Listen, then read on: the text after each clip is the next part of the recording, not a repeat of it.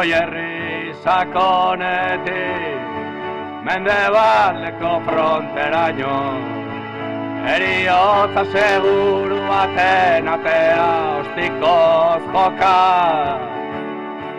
Handik eun urtetara ignominian jarraitzeko Demokrazia liberalaren detritus azpian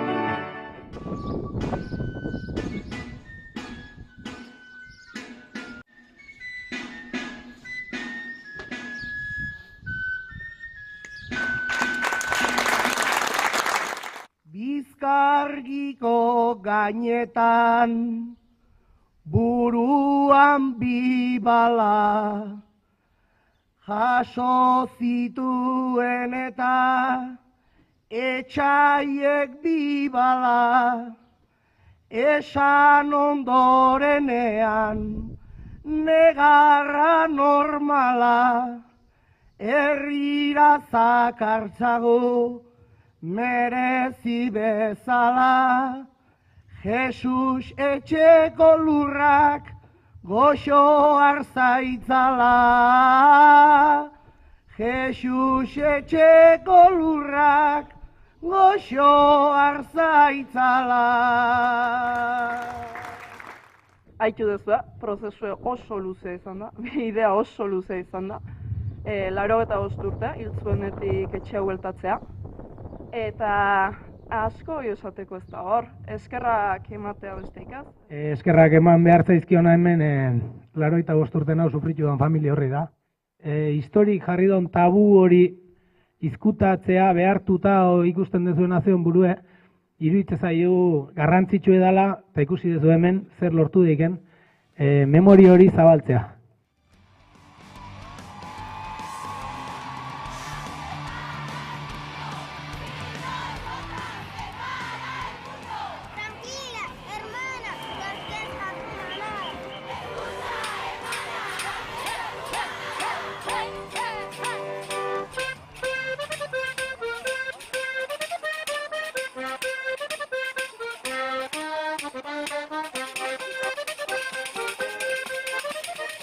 Pues el Gobierno de España va a traer a esta Cámara una ley para garantizar que todas las mujeres que quieran interrumpir voluntariamente su embarazo puedan hacerlo y puedan hacerlo con seguridad y en centros públicos, señorías.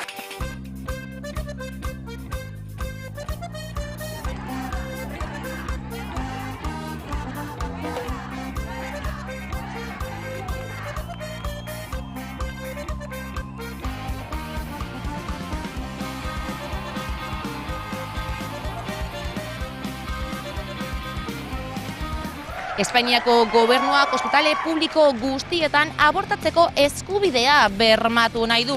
Eta gurasoen baimenik gabe, haurdunaldia eteteko adina 16 urtera murriztu. Horrez gain, hilekoaren min handiengatik 3 eguneko baja hartzeko aukera, eta emakumeen higiene produktuei beza kendu nahi die Madrilgo gobernuak. Maiatzaren 12an aurreratu zuten lege proiektuan jasotzen diren neurriak, eta asteartean zirriborroa Espainiako ministroen kontseilura eramango dute. Egoera horrela 11 telebista kalera atera da. Zer uste dute herritarrek abortuaren adina 16 urtera murriztea, edota hilekoaren min handiengatik 3 eguneko baja hartu ahal izatea? Hau da jaso duguna. Dira gauzak, zentzugabekoa da gauza hauen kontra egoteak. Zitza erdia ibili naiz horren alde, ez naiz atzera bueltatuko. Nire ustez txarragoa da ume bat izatea, orduan uste dut hobeto dagoela abortatzea gurasoen baimenik gabe ume bat izatea baino. Nik uste eta aurrerapen garrantzitsu bat dela, bai uste eta 16 urtekin ja kontziente zela egiten duzun zure gorputzarekin, zure bizitzarekin, eta azkenean ume bat izateko nahiko gaztezea oraindik, eta uste eta aurrerapen nahiko garrantzitsua dela. Y creo que 16 años es todavía para mí una niña que yo creo que debe tener el consentimiento de sus padres. Bueno, nik uste dut gurasoak beti jakin beharko luketela zer gertatzen zaien bere umei, zeren laguntza handia dira beti, espero dut. y todo me parece estupendo. Hay que ir con los tiempos. Ustez oso ondo diruditzen da lege berri hau, ze gure decisión da, al final. También lo veo un poco peligroso. Bueno, ni ez nago ados, nire ustez, urte horrekin adostasun behar du gurasoengatik. Ondo iruditzen zait, eta ez dakiz zergaitik beste pertsonek gizonak ez daukatenez hilekoa hori buruz opina behar dut. Hileko mingarri bat izatean nahiko gogorra den gauza bat da eta bai baja bat eduki aldula hori pariatzeko edo. Entzuten dute, nire inguruan kostatuko da gehiago, ze ezin dute ulertu. Gizonak izango balirakiko lukete baja eta 1000 bajas. Emakumeak aukera hori badaukate, kontratatzerako orduan, gehiago pentsatuko duzu. Nik uste dut abortoa eskubide bat dela, orduan doainik izan behar dela eta horregatik ospitale publiko bat guztietan egon behar da aukera hori, uste dut. Azkenean uste dut hori eskubide bat dela eta guztion eskura egon behar dela eta ezin da bakarrik leku zehatz batzuetan egon eta hiri batzuetan, azkenean ospitale guztietan egon beharko den zerbait dela uste dut. Oso ondo, nire sasoian Londresera joan behar zen, orduan hemen izan behar da, etxean eta baimen guztiarekin.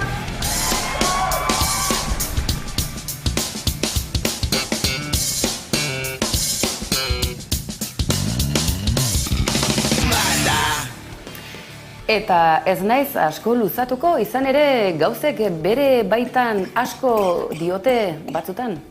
Entzun, ikusi.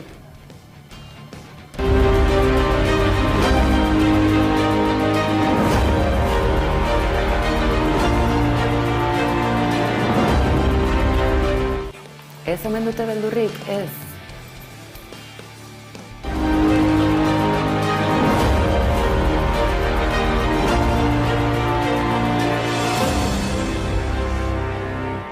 Pekatari gizara joak, gu geu, zenbat garen, pekatariak nortzuk diren, geroz eta zalantza gehiago dauzkat, Y tengo que deciros que gracias a que venimos hemos podido rescatar a más de 1000 bebés. Nadie nos va a impedir rezar. Entzun duzue? Bizia salbatu dietela 1000 haur txiki baina gehiago hori. Hau, delitua, hauxe bera da, Así que gracias, Irene. Somos más y seremos más todavía la próxima vez. Ni tú ni nadie nos impedirá rezar. ¡Viva España! ¡Viva! ¡Viva! ¡Viva España católica! ¡Viva! Epa! Viva España católica! Eta viva Cristo Rey! Galdetu egiten amonei, bizirik baldin badituzu oraindik edo bestela googleatu eta jarri rekete hitza, ea zer ateratzen zaizuen. Esaldiak nahiko antzerakoak, kasualitatea izango ote da. Puerta del cielo, estrella de la mañana, salud de los enfermos. Hor jartzen zuen, doako zerbitzua, ekografia egiteko.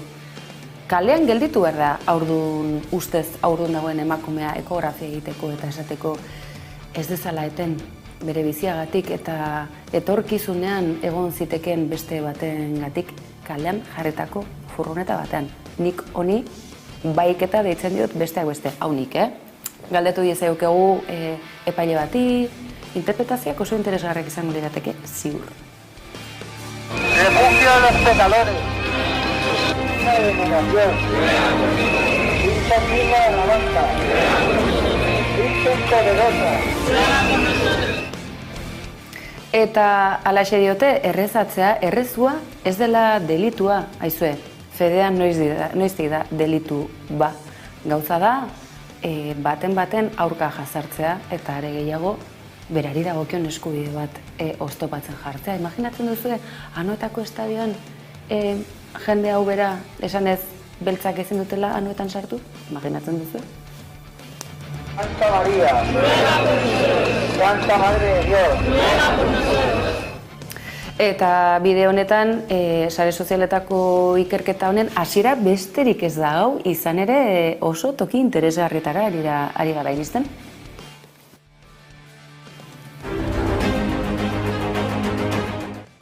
Ez dutela beldurrik eta horretan segituko dutela espetxera eramaten badituzte ere. Hau ez da ez edo nolako apostua, Gauza da honen atzen zein ote dagoen, goazen ikertzen hastera.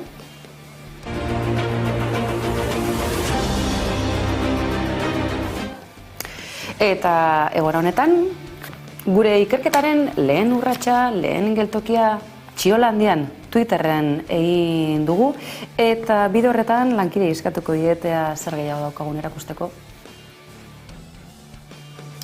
Hortxe ikusten duzue, abortorioak dira askabidekoak eta hortxe argi eta garbi, Biba Kristo Rei. Lehen aipatu dizuet oso eslogan ezaguna dela besteak beste Espainian, penintsulan, Espainiako estatuan, milaka eta milaka lagunen heriotza ekarri zuen lelo bat delako. Askorentzat lehen aldiko kontuak dira, baina eske asko ez ditugu berreskuratu.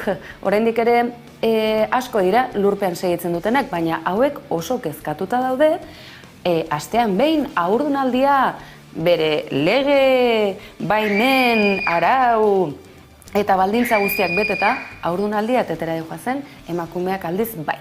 Hori bada kezka iturri eta estatu arazoa. Zergatik ote da estatu arazoa? Eta bide horretan aipatu nahi dizueguna da, Txiolandian badagoela zer kontatu gehiago. Eta Txiolandian gauden honetan, erakutsi nahi dizuegu aditu kuadrilla bat badagoela.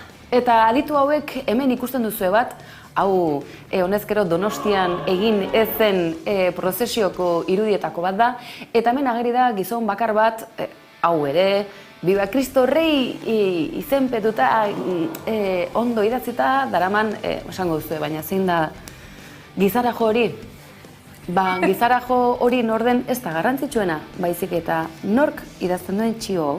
Eta txio hau zein idazten ari den ikertzen hasi garenean, jabetu gara, badaudela erakundein bat abokatu katolikoak, bestelako erakunde katolikoak, eta hauek analistak dira. Analista eta enpresariak, gauza bitxia, interesgarria, enpresariak, analistak, politikariak eta txiolariak.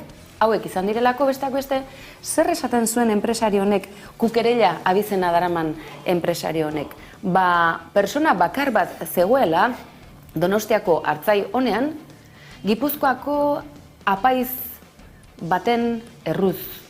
Apaiz koldar baten erruz etzela bertaratu Gipuzkoako komunitate katolikoko ordezkaririk. Eta ari honetatik tiraka segitzea erabaki dugu, eta gaurko ikerketaren zatia izango da kukerella hau zein letxez den. Kukerella honen ikerketan segita, ara nora iritsi gaden, benetan hau interesgarria dela eta espero dugu gaur txapa gehiegirik ez ematea kukerella jaunarekin.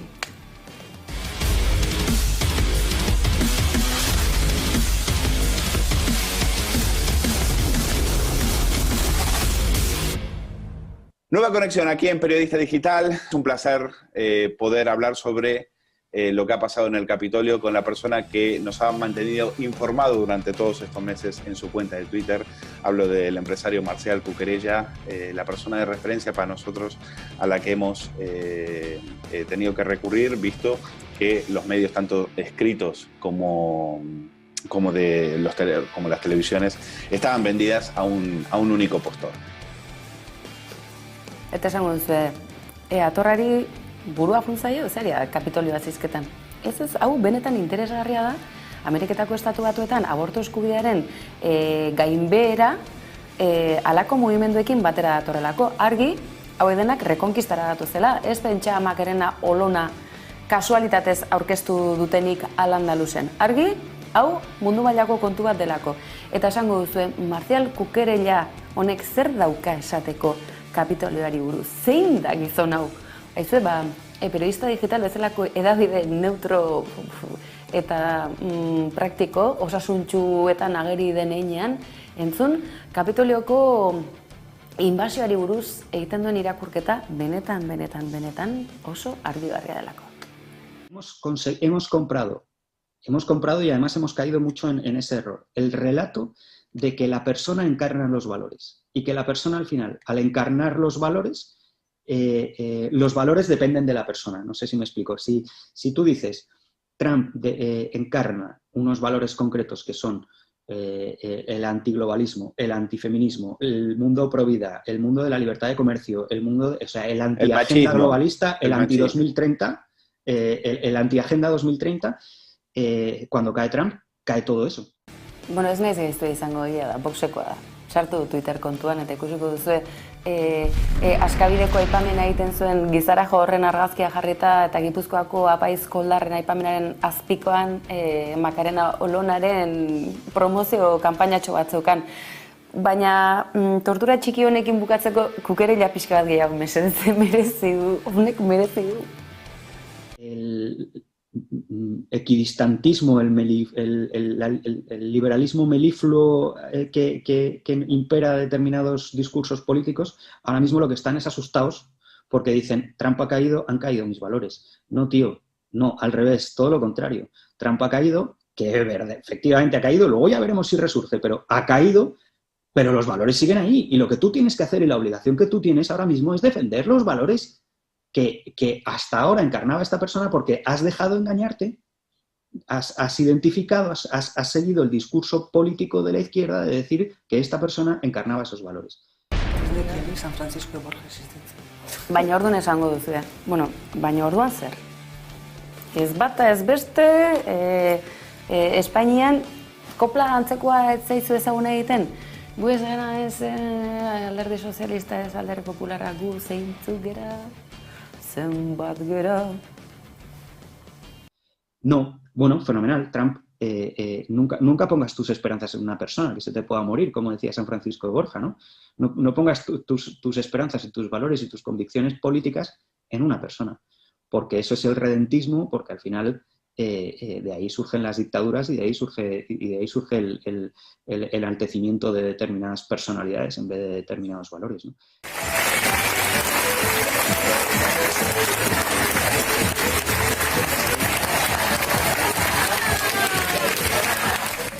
Dalako 2022 urtean oraindikan hau eztabaidagai izatea, badakigu zeintzu diran, badakigu zertara datozen, ez dute lortuko emakumea gure gorputzaren jabe gera, emakumeak gero eta aldunago gera, eta ez gaituzte lortuko zapaltzea. Eguneroko jazarpena da, egunero daude hemen, baina orain ozen esan diegu, nahikoa da, aski da. Eskerrik asko denoi, garaipena zuena da, eta gora borroka feminista.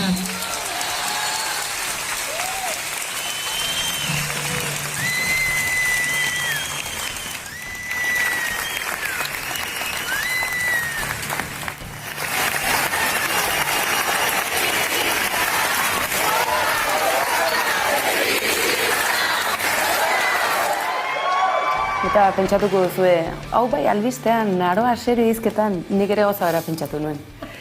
Baina izuek gauza badago puntu batean ez dakizula ondondik heldu, baina bestetik kezkatzekoa bada. Eta honekin gaurkoz bukatuko dut.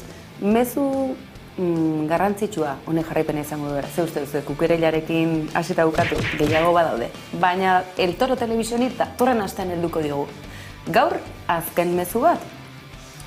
Aborto eskubidea ez da aitortutako eskubide bat, salbuespen bat da. Eta salbuespen horren baitan, segun zein dagoen gobernuan, segun zein dagoen gorenean, segun zein dagoen nun han, konstituzioak aitortzen ez digun bitartean, ez gaude behar bezala babestuta. Eta babestuta edo oinarri juridiko nekori gabe bizi garen garaiotan, zerbitzu publikoak ez dira izango osasun etxe publikoetan, bestelako osasun etxeetan izango dira, eta zein erreza den halako osasun etxe edo klinikak erasotzea kasu honetan. Ez ahaztu baina, zerbitzu publiko bati buruz ari garela. Ez ahaztu, hau oso garrantzitsua izango delako, emakumeok haurdunaldia eteteko eskubidea bermatu dezagun. Batez ere publikoki, izan ere kalte handiena gutxien dutenek izaten dutelako, ze uste duzuen. Aberatsek ez dutela abortatzen da.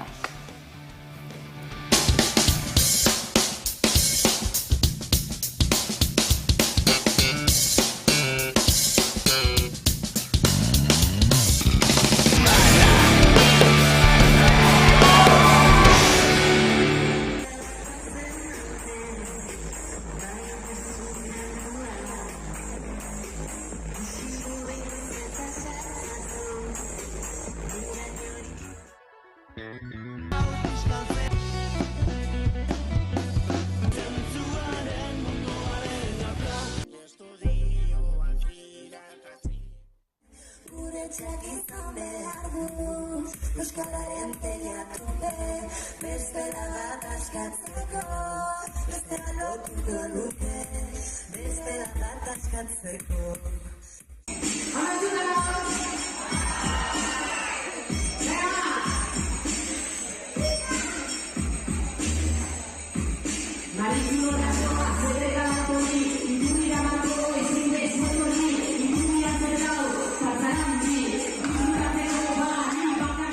Gure hasieratik gure sormeneren ezaugarrietako bat da emakume sortzaileen lana ezagutarazi, nabarmendu, zabaldu, prestigiatzea, emakume sortzailei dagokien berezkoa duten plaza hori bermatzea, eta gure eduki eta gitarauetan hori oso presente dago beti, eta aurten ere oso presente dago, ezta?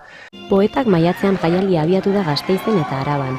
Hilabete osoan zehar poesia edatzeko eta poesiaren eta gizarte egunaren arteko lotura sortzeko helburua izango du jaialdiak. Jaialdiaren hasierako pausuetatik dabil Elisa Rueda antolakuntzaren atzean. Duela 10 urte Gasteizen idazteko grina bai, baina elkartzeko tokirik ez zegoela ikusi zuen eta astebete irango zuen edizioari ekin zion. Poesia asko egiten da Gasteizen, eta talde asko daude, tailer asko, eta jendeak idazten du, Eta ikusi nuen hori, jendea zegoela idazten, baina igual ez zegoen leku bat ateratzeko. Orduan asmoa zen gure ahotsak ateratzea, plazaratzea festival honetan. 10. edizio berezi honek denetarik izango du. Poesia errezitaldiak, musika, poesia lehiaketak, erakusketak, dantza eta lantegiak eskainiko ditu adin guztietako jendearentzat. Horien artean, kristalezko orrialdeak egitasmoa nabarmendu du zuzendariak. Gauza batzuk egia da geratu direla, finkatu direla eta adibidez kristalezko orrialdeak. Eta hori sortu zen ez lehenengo urtean, hurrengo urtean, 2. urtean, eta da kristaletan poetak idazten dute haien poesia. Eta berezia da, ez da beste batek idazten duena, beste batena, baizik eta poeta berak idazten duela eta bere sinadura eta guztiz. Hiritarrei hitza emateko beste aukera bat ematen du jaialdiak eta era berean hiriarekiko pertenentzia sentimendua eragiten du Elisa Ruedaren ustez. Hitza ematea, barruan bizi direnoi eta kanpotik ere orain etorri direnei oso polita da, batzen gaitu eta egiten da, ez dakit, pertenentzia modu bat poesiaren bitartez. Adin guztietarako jaialdia izanik, gazteen parte hartzea azpimarratu nahi izan du zuzendariak. Izan ere, uste baino gehiago gozatzen dute haiek ere literatura genero honekin. Begira, pentsatzen dugu gazteei ez zaiela poesia gustatzen, eta bai gustatzen zaiela. Egia da ez zaiela gustatzen, liburuetan dagoen bakarrik klaseetan ikusten dutena. Hori batzuentzat izango da erakargarria eta, adibidez niretzat hori zen nire lehenengo kontaktua eta hortik hasi nintzen ja zaletasunarekin. Baina ikusi behar dute, sentitu behar dute poeta dela pertsona normal bat eta hitz egiten duela gertatzen ari diren gauzei buruz. Maiatzaren amaierar arte irango duen jaialdiak ekintza ugari eta askotarikoak prestatu ditu, bai Gasteizen eta bai Araban zehar. Denetarik eta adin guztietarako hori importantea da. Ume txikientzat, gazteentzat, helduentzat, artearekin, gormutuentzat, kalean, zein museoetan, leku askotan. Irakasle xelebre baten eraginez murgildu zen Elisa Rueda poesiaren munduan eta ordutik bereizi ezina izan da harentzat. Maite minduta geratu nintzen, ez irakaslearekin, baina bai hasieran Matxadorekin. Matxado zen niretzat aurkikuntza izugarri handia, eta gero ja bihurtu da nire bizitza da, nire bizitza eta poesia ezin ditut banandu. Nire bizitzan poesia dago.